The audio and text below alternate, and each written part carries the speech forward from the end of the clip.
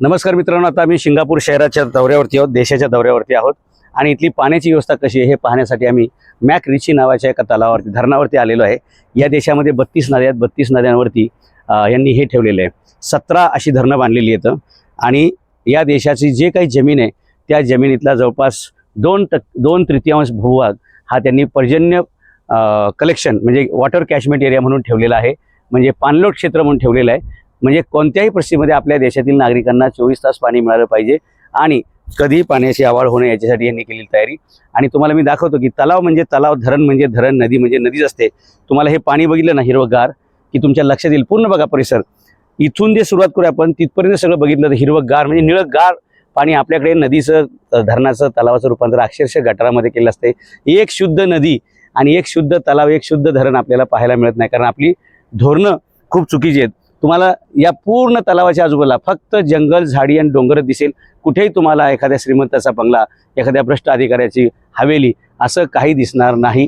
पाण्याची शुद्धता तुम्ही बघितली तर तुम्ही ॲज इट इज पाणी ह्या धरणातून उचलून पिऊ शकता, एवढं स्वच्छ आणि सुंदर ठेवलेलं आहे। इथं पाण्यामध्ये कचरा करायला खूप मोठी फाईन आहे आणि Singapore is a nation of fine. इथे प्रत्येक चुकीला फक्त आर्थिक दंड असतो आणि तो दंड एवढा मोठा असतो की कोणीही बलदंड माणूस तो कायदा मोडण्याची हिंमत करू शकत नाही। आणि अशा प्रकारे कायदे असल्यामुळे इथे सगळं ओके चालतं। आता हे बोटी ज्या मध्ये फिरत आहेत त्या सर्व्हिलन्सच्या बोटी आहेत। पाण्याच्या आतमध्ये जे काय असेल स्वच्छता, शुद्धता वगैरे आणि बाकीचे काही इश्यू असतील त्याच्यासाठी ते आपण काय म्हणूया की जसे गस्ती पथक असतं की नाही तसं ते काम चालू आहे।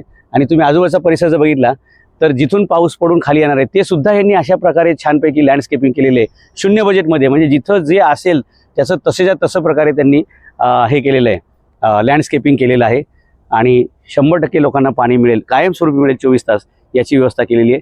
देशाच्या 2/3 भूभाग त्यांनी फक्त पाणी कॅचमेंटसाठी वापरलेलं आहे आणि हे सगळं शुद्ध पाणी बरं का।